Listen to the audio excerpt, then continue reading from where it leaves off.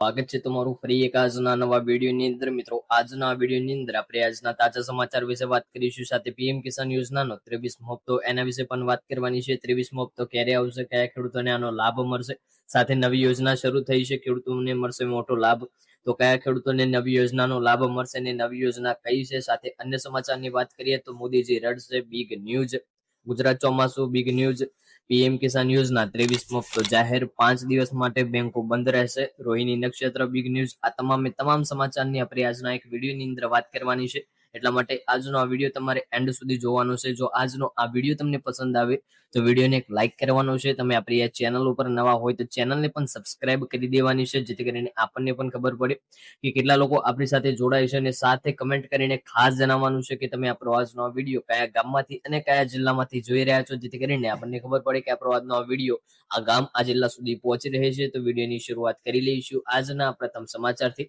સૌપ્રથમ સમાચારની આપણે અહીંયા વાત કરવા જઈએ તો મોદીજી રડશે બિગ ન્યૂઝ નરેન્દ્ર મોદી રડશે માફી માંગશે રાહુલ ગાંધી રાયબેલીમાં મોંઘવારી અને બંધારણ મુદ્દે પીએમ મોદી પર આકર પ્રહાર કર્યો છે તેમણે કહ્યું નરેન્દ્ર મોદી ટૂંક સમયમાં જ ટીવી પર આવીને હાથ જોડીને માફી માંગશે અને રડશે જેમ કોવિડ અને નોટબંધી સમયે રડ્યા હતા બધી ભૂલ પીએમ મોદી અમિત શાહ અને આરએસએસ ની છે જેમને બંધારણ ખતમ કરવાનો પ્રયાસ કર્યો છે ભાજપે આ નિવેદન વડાપ્રધાન પદનું ઘોર અપમાન ગણાવ્યું છે વાત કરીએ આગળના સમાચારની તો ગુજરાત ચોમાસું બિગ ન્યૂઝ ગુજરાતમાં ચોમાસાની તારીખ કન્ફર્મ થઈ ગઈ છે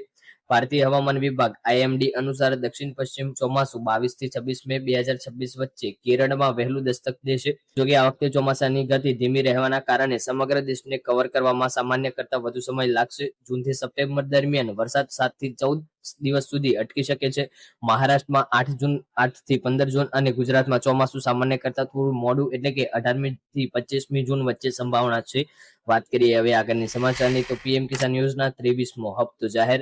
પીએમ કિસાન યોજનાનો 23મો હપ્તો ક્યારે આવશે તો પ્રધાનમંત્રી નરેન્દ્ર મોદીએ 13 માર્ચ 2026 ના રોજ આસામના ગુવાહાટીમાંથી પીએમ કિસાન સન્માન નિધિ યોજનાનો 23મો હપ્તો જાહેર કર્યો હતો ભૂતકાળના રેકોર્ડ મુજબ યોજનાનો 23મો હપ્તો જૂન અથવા જુલાઈ 2026માં જાહેર થવાની સંભાવના છે સરકારે હજુ સુધી સત્તાવાર તારીખ જાહેર કરી નથી પીએમ કિસાન યોજના હેઠળ પાત્ર ખેડૂતોને દર 4 મહિને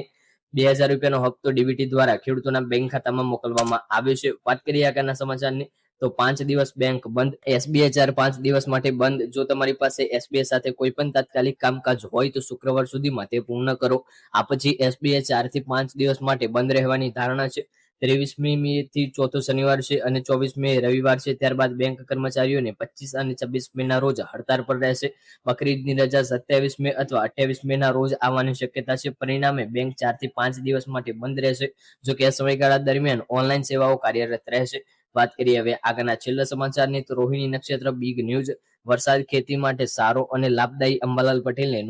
રોહિણી નક્ષત્ર અંગેની મહત્વની આગાહી કરી છે તેમણે જણાવ્યું છે કે રોહિણી નક્ષત્ર ઉતરતી વખતે પડતો વરસાદ ખેતી માટે અત્યંત સારો અને લાભદાયી માનવામાં આવે છે રાજ્યમાં 1 જૂનથી 5 જૂન દરમિયાન વરસાદી માહોલ સર્જાઈ શકે છે આ દરમિયાન કેટલાક વિસ્તારોમાં સારો વરસાદ પડવાની શક્યતા છે જે ખેડૂતો માટે મોટી રાહત લાવી શકે છે વર્ષ 2026માં સૂર્ય 25 મે 2026 ના રોજ રોહિણી નક્ષત્રમાં પ્રવેશ કરશે આ સમયગાળો નોતપા તરીકે પણ ઓળખાય છે તો આજનો આ વિડીયો આપણે પૂર્ણ કરવાનો છે તો આજનો આ વિડીયો તમને પસંદ આવ્યો હોય તો વિડીયોને એક લાઇક કરી દેજો તમે આપણી આ ચેનલ ઉપર નવા હોય તો ચેનલને પણ સબસ્ક્રાઇબ કરી દેજો અને કમેન્ટ કરીને ખાસ જણાવજો આજનો આ વિડીયો તમને કેવો લાગ્યો મળીશું